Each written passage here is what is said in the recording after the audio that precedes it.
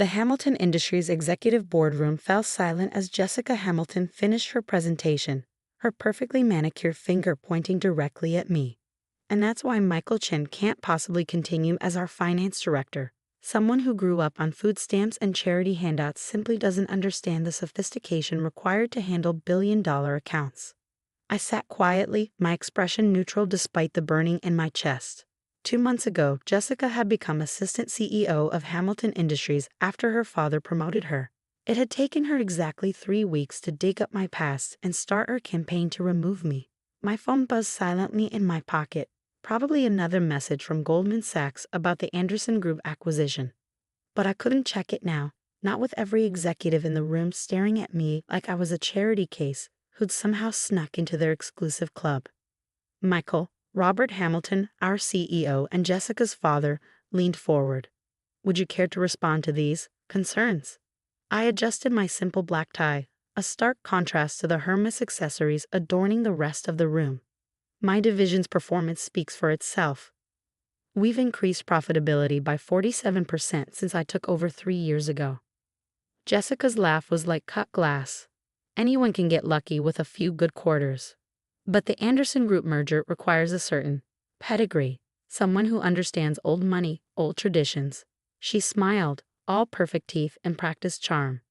Someone who didn't have to rely on scholarship handouts to attend business school. The room shifted uncomfortably. My background had always been an open secret at Hamilton Industries. The poor kid who'd climbed his way up from nothing, worked through college stocking shelves at night, earned his MBA on scholarships and merit awards. Until now, it had been seen as admirable. But Jessica was rewriting the narrative. The Anderson Group, she continued, clicking to her next slide, represents the largest luxury retail conglomerate in Asia. They expect a certain caliber of leadership, not someone who used to pack boxes at food banks. What Jessica didn't know, what none of them knew, was that I hadn't just packed boxes at the local food bank. I'd also befriended the elderly volunteer who worked there every Tuesday, a quiet man named Gerald Anderson. The same Gerald Anderson who had founded the Anderson Group 50 years ago, and who still controlled 51% of the company's shares. My phone buzzed again. The Goldman Sachs team was probably getting anxious. After all, they'd been working for months on this deal, helping me quietly acquire a controlling interest in Hamilton Industries' biggest client through a series of shell companies. I moved that we reassign the Anderson Group negotiations to someone more suitable, Jessica concluded, someone who can properly represent the Hamilton name. Robert Hamilton nodded thoughtfully. Michael, you've done good work here, but Jessica raises valid points. Perhaps it's time for a change in leadership. I stood slowly, straightening my jacket. Before you make that decision, you might want to check your emails. I believe Goldman Sachs has some relevant information about the Anderson Group. Jessica's perfectly sculpted eyebrows drew together. What are you talking about? If you'll excuse me, I gathered my papers calmly. I have a meeting with Gerald Anderson in 20 minutes. We have some interesting matters to discuss about the future of both our companies. The confusion on their faces was just beginning to turn to concern as I walked out. Behind me, phones started buzzing as the Goldman Sachs announcement hit their inboxes. I could almost hear Jessica's sharp intake of breath as she read the news. Anderson Group announces surprise acquisition of 60% stake in Hamilton Industries. Sometimes the best revenge isn't about proving people wrong. It's about letting them discover just how wrong they were all by themselves. And Jessica Hamilton was about to discover just how wrong she could be. The next morning, Hamilton Industries' lobby was in chaos. News crews camped outside, shareholders demanded answers, and Jessica Hamilton's perfectly curated world was crumbling. I sat in my modest office, reviewing the morning headlines. Hamilton Industries stand by Anderson Takeover.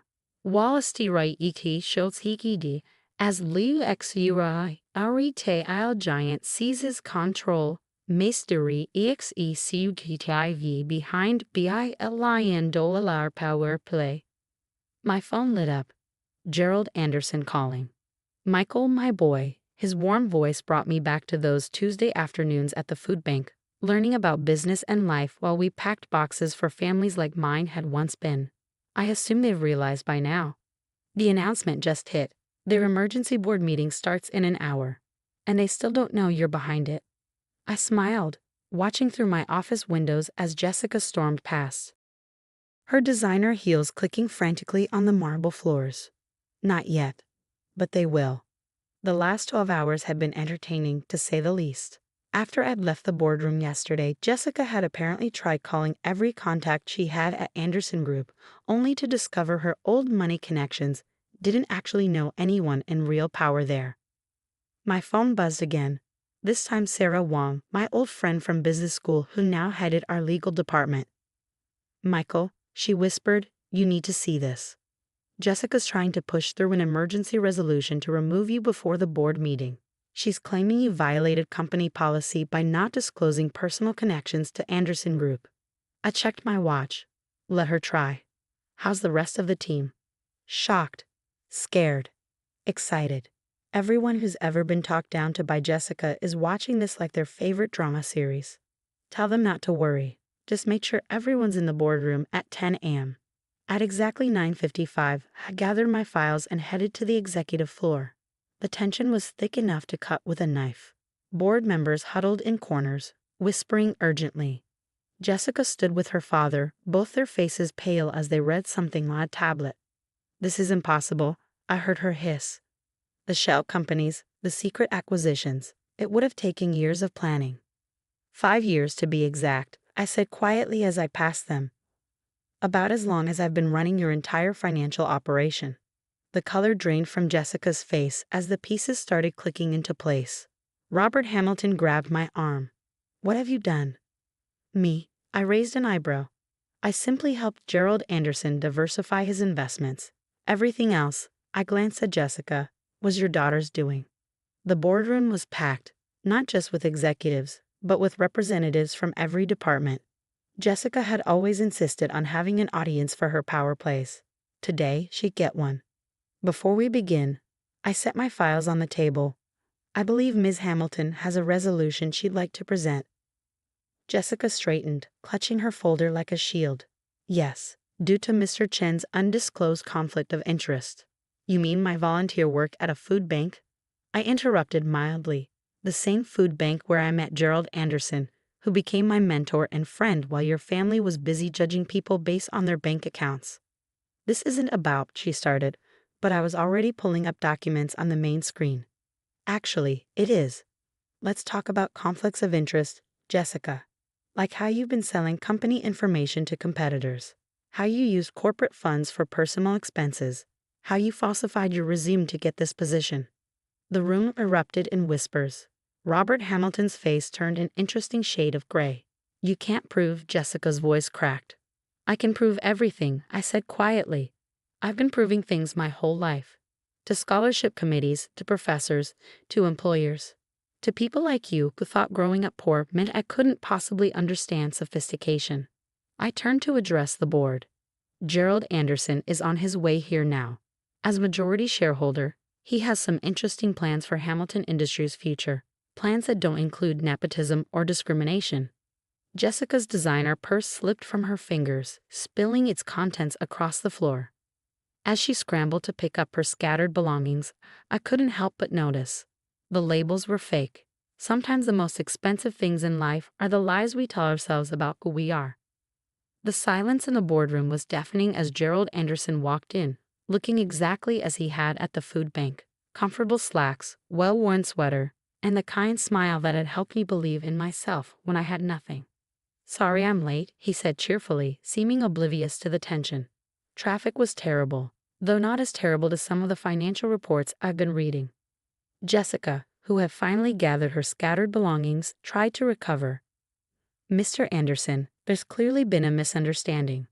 "The only misunderstanding," Gerald cut in, his voice suddenly sharp, "is that you thought wealth was about designer labels and family names. Real wealth, Ms. Hamilton, is about creating value. Something Michael understood even when he was packing boxes at my food bank." Robert Hamilton found his voice. "Now see here, Anderson. Hamilton Industries has been in my family for 3 generations, and you've nearly bankrupted it in one." I interrupted, pulling up more financial data. "Hidden debt, inflated assets, Unauthorized personal expenses. Would you like me to continue? You ungrateful, Jessica started, but Gerald raised his hand. Michael, show them what real financial management looks like. I switched to a new presentation. While Jessica was busy investigating my background, I was busy saving the company she was destroying. These are the real numbers, the real projections, and the real solution. The board members leaned forward, their expressions changing from shock to understanding as they saw the truth laid bare. Hamilton Industries isn't just overleveraged, I explained. It's technically insolvent. The only thing keeping your creditors at bay was the promised Anderson Group merger. A merger Jessica's discriminatory policies nearly destroyed. But, Gerald smiled, Michael has proposed a restructuring plan that could save everything. Well, almost everything. What does that mean? Robert demanded. It means, I stood up, that Hamilton Industries will survive, but with new leadership. A meritocracy, not a monarchy. Jessica laughed desperately. You can't be serious. You're going to let this charity case run our company? No, Gerald replied calmly. I'm going to let the brilliant financial strategist who turned my $100 million investment into a $4 billion acquisition run our company. The fact that he also understands the value of helping others is a bonus. The next hour was a blur of legal documents and board votes. By lunch, Hamilton Industries had a new CEO, and Jessica and Robert Hamilton had been escorted from the building. As security cleared out their offices, I found something interesting on Jessica's computer, a folder of surveillance photos. She'd had me followed for months, documenting my weekly visits to the food bank. She thought she was gathering evidence against you, Sarah noted, looking over my shoulder. Instead, she was documenting your character. I closed the folder. Have her personal items donated to the food bank seems fitting. Later that evening, as the dust settled, I sat with Gerald in my old office. I decided not to take the executive suite. Some habits of modesty stick with you. You could have told them years ago, Gerald mused. About our relationship, about your role in Anderson Group's success. Would it have changed who they were? I asked. They needed to learn the lesson themselves. And did they learn it? I showed him my phone. Jessica had just posted a bitter social media rant about unqualified diversity hires destroying her family's legacy. Gerald chuckled. Some people never learn. But others. He gestured to the office windows, where employees were celebrating the company's new direction. Others just need a chance to see things differently. The next morning, I called my first company-wide meeting. The changes would be significant: merit-based promotions, educational support programs, comprehensive benefits including food security assistance. Hamilton Industries is becoming Chen Global, I announced. Not because I want to erase the past, but because we need to build a different future. As I outlined the changes, I noticed something. People weren't just listening, they were hoping. For many, it was the first time they'd seen someone like them, someone who knew struggle, who understood hardship, in a position of real power. 1 year later, Chen Global was featured in Forbes, from Food Bank to Fortune 500. How Michael Chen revolutionized corporate culture. The article mentioned that every Tuesday afternoon, the CEO still volunteers at his local food bank. Some habits, after all, are worth keeping. Jessica Hamilton now works as a junior analyst at a small firm in Ohio. Her father retired to Florida. Their story became a cautionary tale in business schools about the dangers of prejudice and privilege. But this story isn't about their fall. It's about what rises when we judge people by their character instead of their circumstances. Last week, a young intern stopped me in the hallway. Is it true? She asked nervously. That you used to use food banks. Use them, I corrected gently. Then volunteered at them. Now I help fund them. That's how progress works. She smiled, standing a little straighter. Sometimes the greatest power isn't in hiding who you are, but in showing others who they can become. Gerald still teases me about keeping my old office. Most CEOs want the corner suite, he'll say. But I like being close to where the real work happens. After all, true value isn't created in corner offices. It's created by people who understand that wealth isn't about what you have, but what you build for others. That's the lesson Jessica Hamilton never learned, but it's the one I teach every day. Success isn't about proving others wrong. It's about proving that there's a better way to be right.